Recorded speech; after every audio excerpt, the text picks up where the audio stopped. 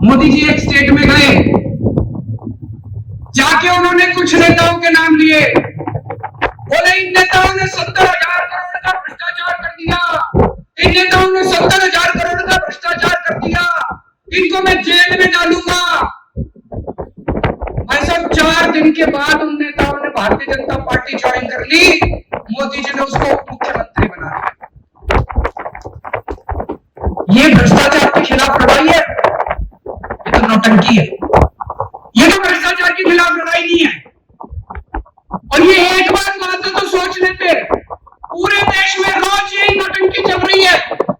कभी इस राज्य में जाके कहते हैं कि यहाँ का मुख्यमंत्री चोर है, कभी उस राज्य में जाके कहते हैं यहाँ के नेता चोर है।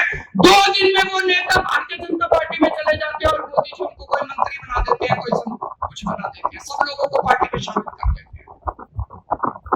ये तो भ्रष्टाचार के खिलाफ लड़ाई नहीं है दोस्तों।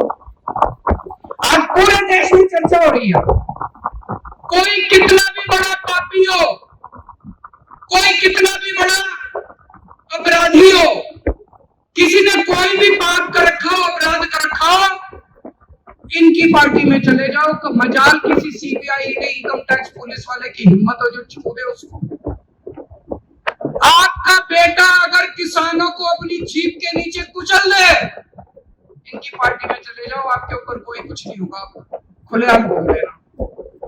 आप अगर लड़कियों को छेड़ के आते हो, आपका बेटा अगर लड़कियों के साथ गलत काम करके आ जाए, इनकी पार्टी में चले जाओ, पूरा संरक्षण मिलेगा। आज पूरे देश में चर्चा हो रही है, कितना ही बड़ा भ्रष्टाचार कर लो, कितना ही बड़ा डाका डाल लो, कितने बड़ा अपराध कर लो, इनकी पार्टी में चले जाओ, पूरा संरक्षण मिलेगा। आज क्या माहौल है? भ्रष्टाचारी कौन है? भ्रष्टाचारी वो नहीं है जिसको ईडी ने पकड़ के जेल में डाल दिया। भ्रष्टाचारी वो है जो ईडी के डर से बीजेपी में चला गया,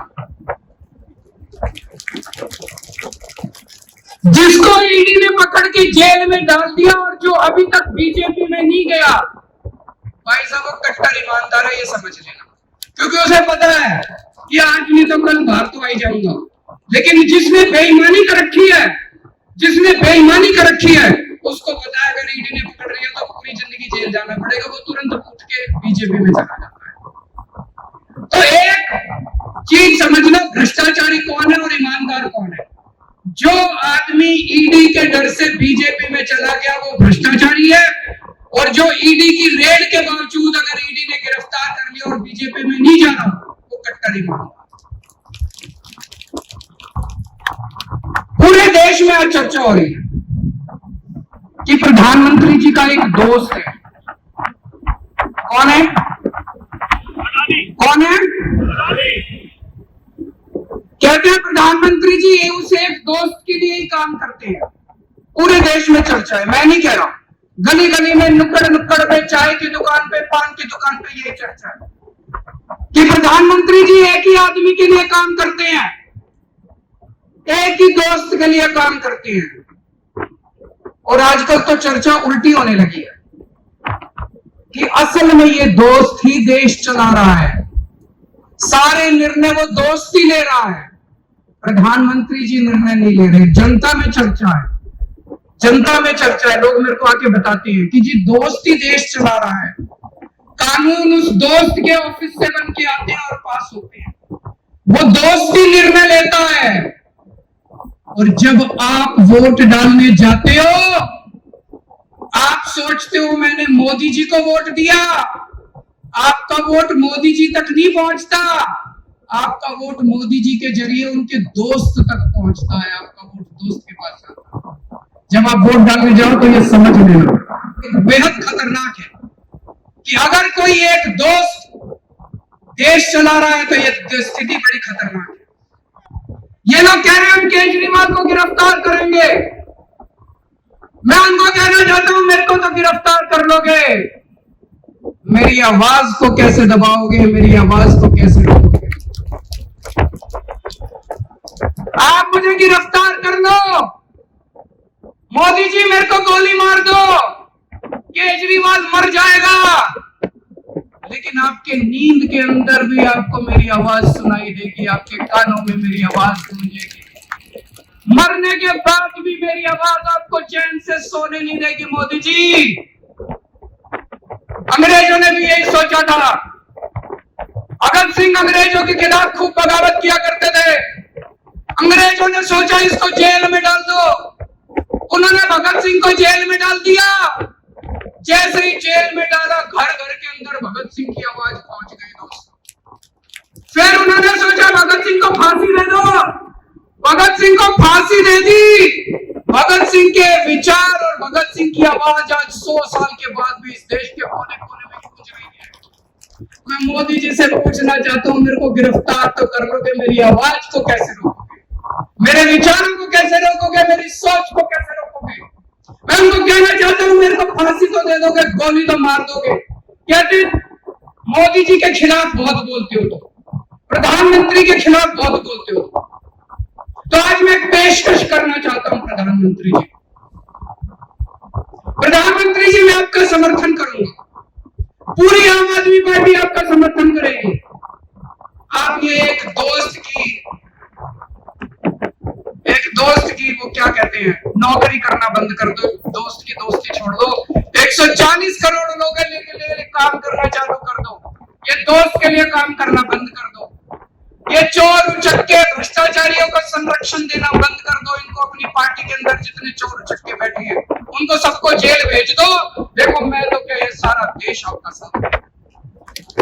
लेकिन अगर इस देश को कोई एक दोस्त चलाएगा, अगर इस देश के अंदर भ्रष्टाचारियों को, पापियों को, अपराधियों को संरक्षण दिया जाएगा, तो अपनी जान की परवाह किए बिना इस देश का एक एक बच्चा आपके खिलाफ करेगा।